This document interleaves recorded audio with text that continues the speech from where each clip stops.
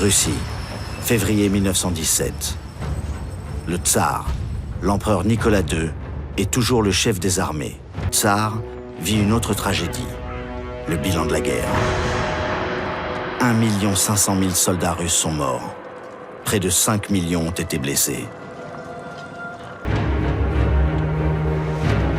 L'armée russe commence à se mutiner. Beaucoup de soldats abandonnent leur poste pour rejoindre leurs femmes qui manifestent le 23 février 1917 à Saint-Pétersbourg contre la guerre, la faim, l'absence du mari.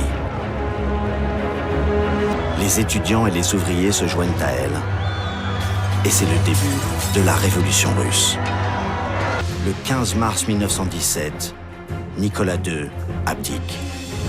Mais l'agitation est telle que le Soviet, le conseil révolutionnaire de la capitale, exige de mettre fin à la dynastie des Romanov, qui a entraîné la Russie dans le monde en guerre. Un gouvernement provisoire, plus modéré, où s'impose le ministre de la Justice, le socialiste Alexandre Kerensky, envisage de laisser partir le tsar déchu en exil.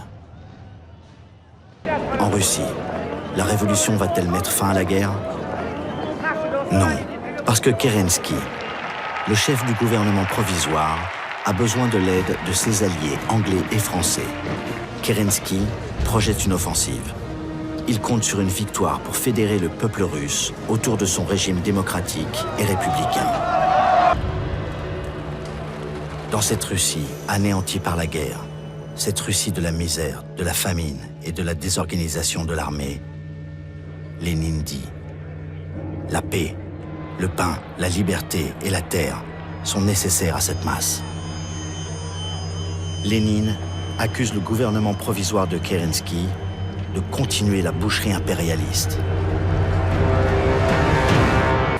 Le 7 novembre 1917, dans le calendrier russe, le 25 octobre, Lénine réussit ce qui sera appelé la Révolution d'octobre, un coup d'État, une brutale et rapide arrestation des membres du gouvernement provisoire et l'établissement d'une dictature implacable et sanglante.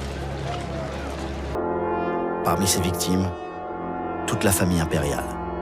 15 décembre 1917, les soldats allemands et russes sortent de leurs tranchées, franchissent les barbelés et fraternisent. Le nouveau régime communiste de Moscou vient de signer un armistice et entame des négociations pour mettre fin à la guerre. Nous devons arriver à un compromis avec les bandits impérialistes. À Brest-Litovsk, une gare à 100 km de Varsovie, s'ouvrent les pourparlers de paix le 22 décembre 1917. Gagner du temps. Les communistes espèrent que la révolution va se répandre dans le monde.